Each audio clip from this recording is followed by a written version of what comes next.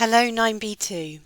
Today you're going to look at the character of Giles Corey, who features quite heavily in Act 3 and has quite an important role to play when we go on to Act 4. What I want you to do today is I want you to go back and look at your work from yesterday's lesson, I think it was. It might actually have been Wednesday's lesson. And I want you to give yourself a mark out of 3 on your monologue about Mary Warren. So I want you to give yourself 1 mark if you revealed important details about the plot. I want you to give yourself 1 mark if you have a clear beginning, middle and end.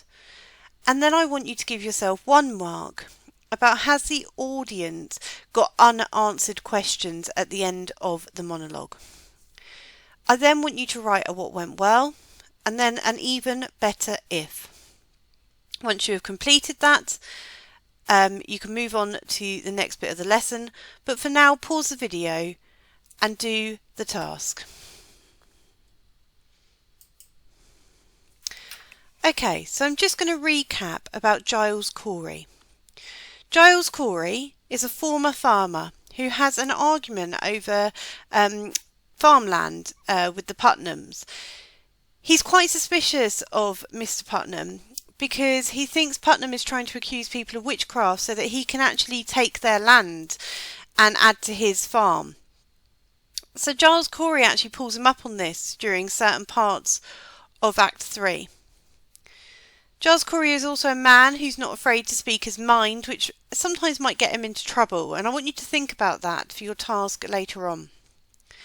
Giles can be argumentative, and we see this in Act 3 in the court. He argues quite regularly with Danforth about Proctor's innocence and the innocence of actually Giles's wife. He is actually John Proctor's neighbour. He sticks up for Proctor when he is accused of farming on a Sunday.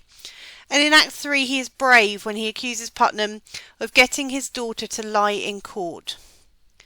Giles isn't afraid of the judges despite their higher status.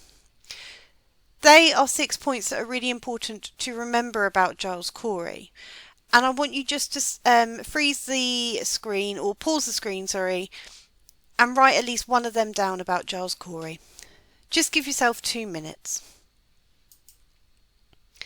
Okay, so these are some key quotes of Giles Corey.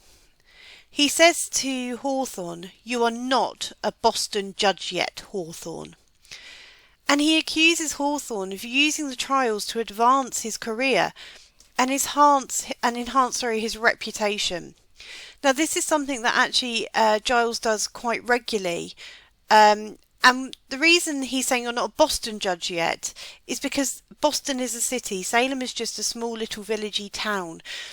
So to be a judge in Boston would be a much better career move, if you like.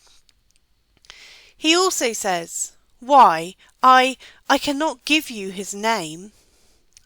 Giles Corey has decided that he will not betray those who have provided evidence against the witch trials.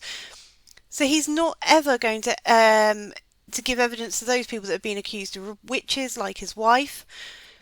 And actually what this does is it shows that he has some form of loyalty because he probably thinks it's a bit silly.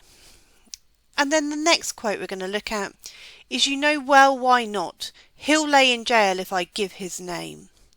Giles Corey is not going to portray those who have provided evidence against the witch trials. That shows again his loyalty between his own loyalty to those that have been accused of witchcraft. And remember, at this point in the play, his wife is one of them. Okay, so moving on to your task for today. I want you to refer to the quotes that we've just looked at.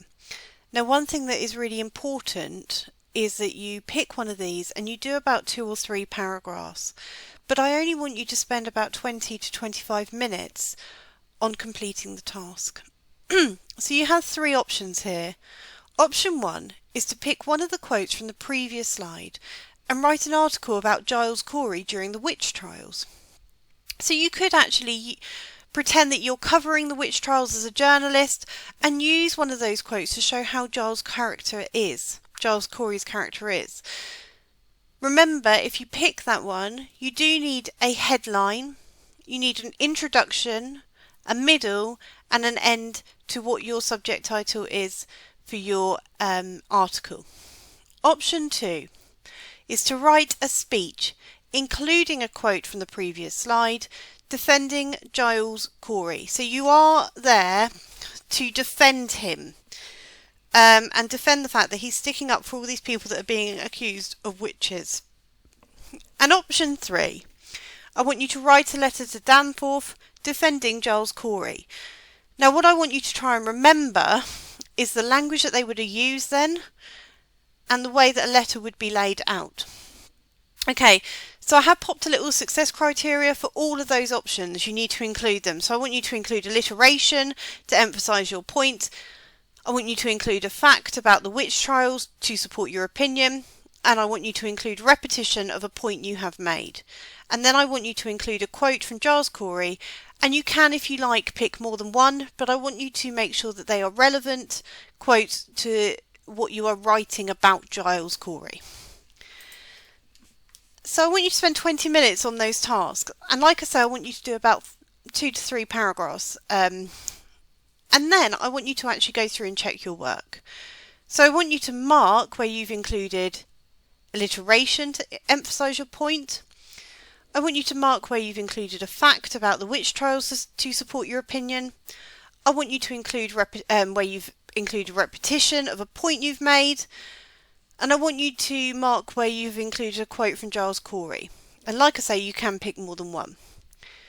And then once you've completed that task, I want you to write a what went well and an even better if. And what I want you to do is write these with reference to the actual quotes that you selected from Giles Corey. You now need to pause the video.